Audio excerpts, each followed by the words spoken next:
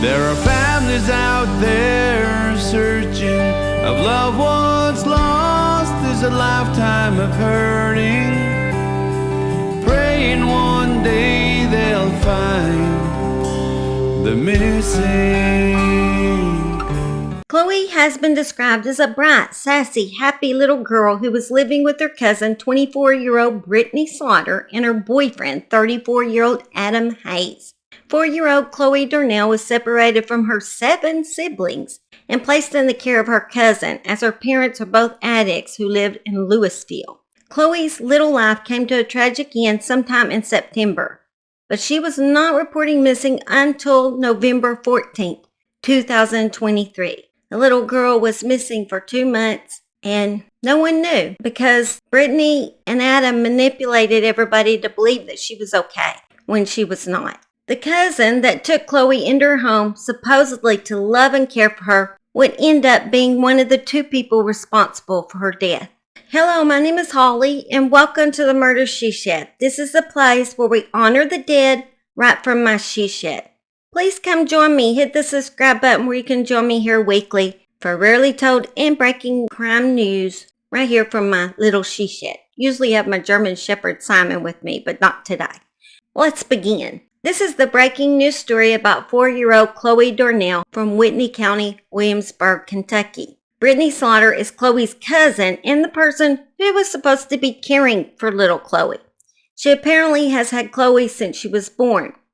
When Brittany was given custody of Chloe, she had a job working in a warehouse. For some reason, the other 6 siblings went to Chloe's mom's sister and her dad. It's kind of confusing. So Chloe's grandpa got him, but I guess he's not in very good health. So then they went to Chloe's mom's sister. And so they've been living with her, but I'm not sure why she didn't have Chloe too. Apparently, Brittany just got Chloe as soon as Chloe was born, and it doesn't even specify why that is, why she was separated from the others. It doesn't say. I mean, the whole family relationship, trying to figure out, was kind of confusing to me, so I did the best I could on that. Apologize if it's wrong. The family is saying the reason they didn't do something sooner is because Brittany manipulated them. So she always made up excuses why they could not see Chloe. She was asleep, or she was with somebody, or any other excuse she could find to say. Every time they call or try to come in to see Chloe, there was always an excuse. Just 2 weeks before they reported Chloe missing, Chloe's mom's sister, whose name is Trisha, stated that Brittany asked her to help get Chloe's medical card fixed because she needed to take her shots. And Brittany also asked her to help her sign up for cash assistance so she could get her car title done and get tags and insurance so she could get a job. So apparently she didn't have a job at this time. Trisha then asked who was going to watch Chloe, which Brittany told her Adam Hayes, who was her boyfriend who lived with her at the time. What the family didn't know was Adam Hayes had a past, in which included a conviction for assaulting a child in Tennessee. He already was bad news. They did not find out till after Chloe went missing that he was already in trouble for the same thing, which I have to say right here, all suspects are innocent until proven otherwise in court of law. So like they say, once a cheater, always a cheater. I think once a hitter, always a hitter. And if he's hit children before, he's going to hit a child again. That's just my opinion on it. He don't care. Alex, an ex-boyfriend of Brittany's, told the family that on November 4th, Brittany had told him that her and Adam woke up one morning about a month ago and the door was open and they hadn't been able to find Chloe since. But they didn't bother to tell anybody their story. If this was true, you'd think they would have been okay about coming forward and telling this story. Which obviously we know it wasn't true now. Alex did not tell anybody at first after this was reported to him. After they heard this story, the family then went to Adam Hayes' home and asked to see Brittany and Chloe, and he refused to let the family see them. Apparently, the family found some Facebook messages between the ex Alex and current boyfriend Adam, which they described as being pretty bad. We do not know what they said. They turned them into authorities and was told not to talk about these messages. At first, police would not investigate until they received these messages saying that Brittany was a 24-year-old woman who had custody of Chloe, and if she didn't want to be found, he could not do anything about it.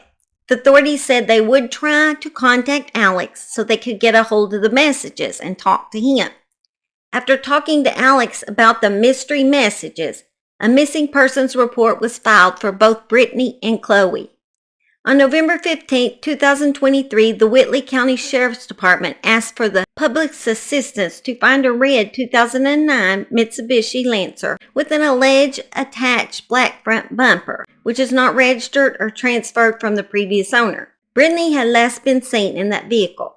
That night, Brittany called her sister saying, "I'm scared." After she got off the phone, the sister turned the phone number over to officers who found Brittany that night.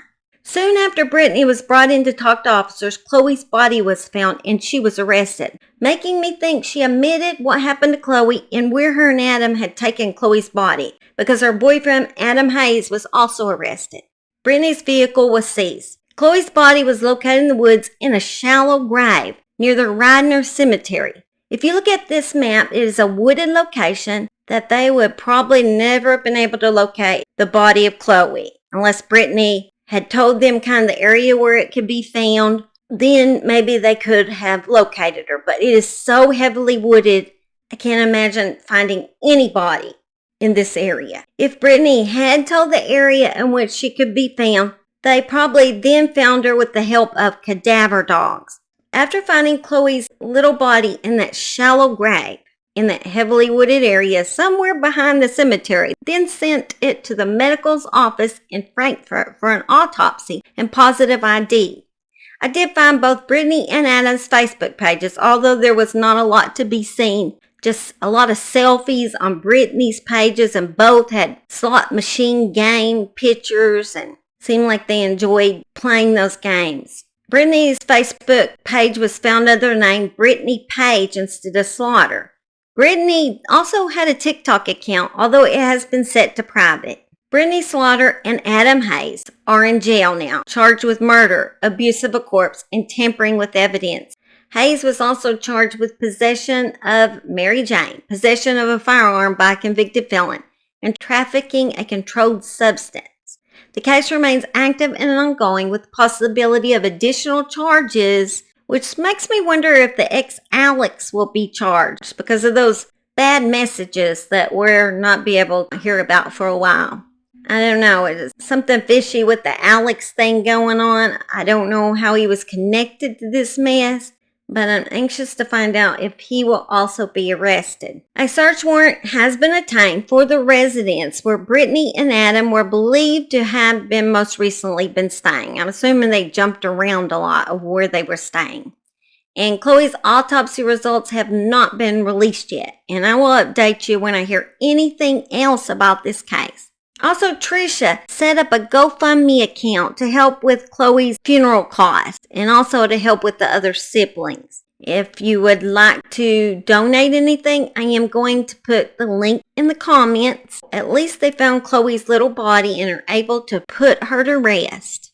It's just a sad situation, and I do pray for the family, and I hope that justice is found for little Chloe. She deserves it. She was a beautiful little girl. Rest in peace, sweet Chloe. It's just so sad that your life was cut so short. All right, I love you guys, and I hope that you'll come visit me again at the Murder She Shed. Like I said, you need to. I mean, why not hit the subscribe button? I mean, there's days you might be bored, and you're like, I'm going to go check out the Murder She Shed, and here I will be, just giving you new cases that you've never heard.